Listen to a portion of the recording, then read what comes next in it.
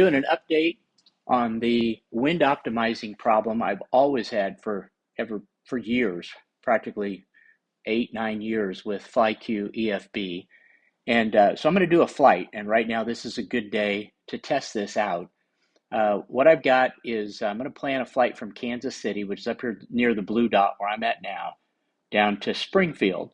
And I've got 6 o'clock in the slider bar here, and I've got winds aloft.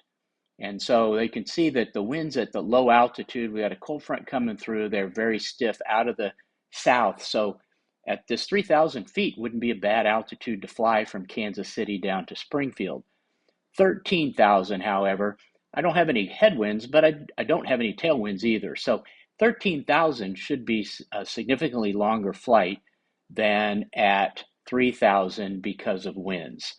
So I'll go to plans, click the more button, we'll add everything wind. So I'm doing wind fuel, so I should get a good altitude for winds. We're going to go KMKC to KSGF, which is Springfield.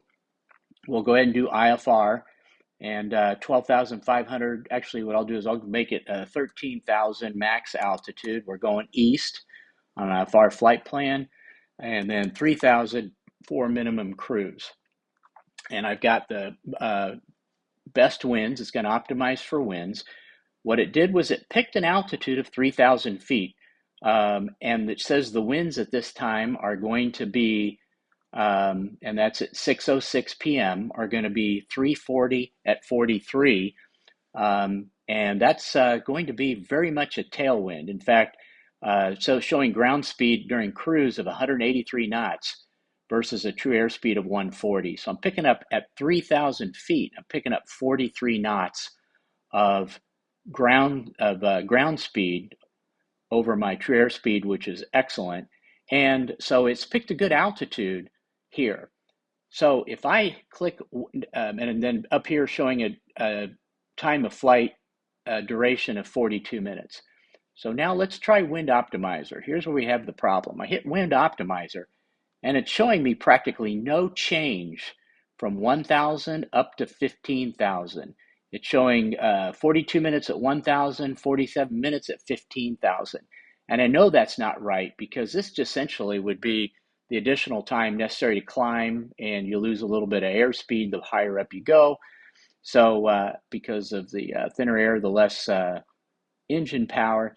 So this just is too linear of a change, and it's really not very dramatic. So what I'm going to do is I'm going to say, I'm going to go ahead and try 13,000. Let's see what it tells me.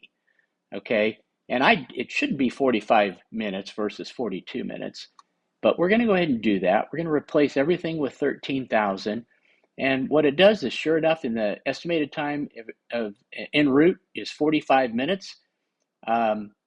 And it's showing a wind of 339 at 37.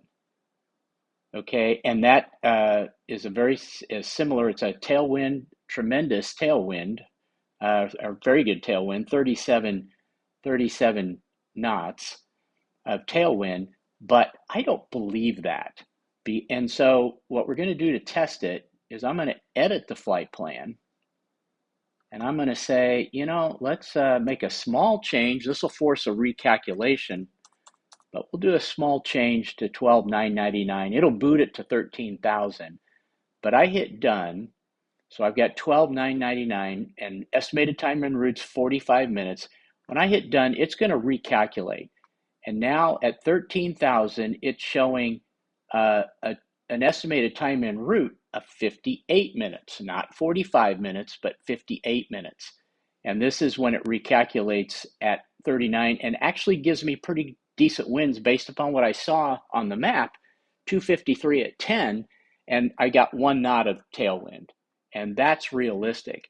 If I go back to Wind Optimizer, notice that here at 13,000 feet, it's telling me duration of flight's 58 minutes. I go back to Wind Optimizer, look at this, it's still 45 minutes. So this 45 does not match this 58, even though the 13 matches the 13.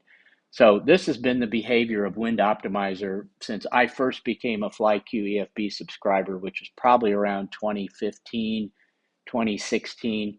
and it's never worked. And so this is an example.